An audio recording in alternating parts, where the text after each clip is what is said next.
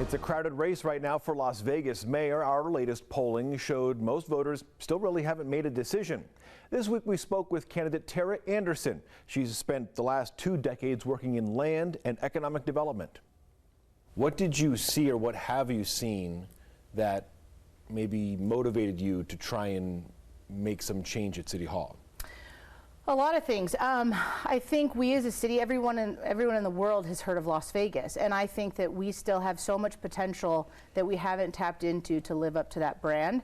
There also is, and I have a healthy disdain for fear-mongering in politics, but I say this objectively, the city of Las Vegas is staring down the barrel of bankruptcy because of the handlings of the Badlands Golf Course and the 8-year-long litigation that our existing city council members have sustained. And if we don't extract ourselves from it, we have an insolvent city. And so that's not a minor policy dispute. That has real consequences to people's lives. And so that was a catalyzing issue that is something within my wheelhouse. Citywide, there's a need for housing, obviously, but there's in particular a very desperate need for affordable housing. That's a Clark County problem, that's a national problem, but specific to Las Vegas, what would you try and do as mayor to meet the need for more affordable places to live? That's a great question, and an issue that is another motivator for me to run. Right now, the city has, I would not support as mayor any city-owned assets for residential use that go to any uses other than owner-occupied for-sale homeownership. Homeownership in Southern Nevada is an all-time low, and right now one of the constraints for our working class community members is that they're competing with institutional investors that are buying our residential inventory, and it's not a level playing field. So if you build and attract development that is owner-occupied to where people that are the backbone of this community working, you can get pricing more in alignment with median home prices and median income, which right now we have about a 42% disparity. The Goodman administration, the city has taken action, whether it's the public camping restrictions, other restrictions, to try and motivate more people to seek shelter, to seek assistance. What would you like to do as mayor to try and address the homelessness issue in the city?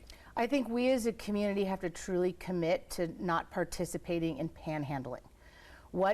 That participation from community members giving money or food to homeless on the street, I know it's born from a place of compassion, but the unintended consequence is that we're interfering with the very service providers that are available, experienced, funded to try to reach those that are in need. We're sort of impeding that relationship.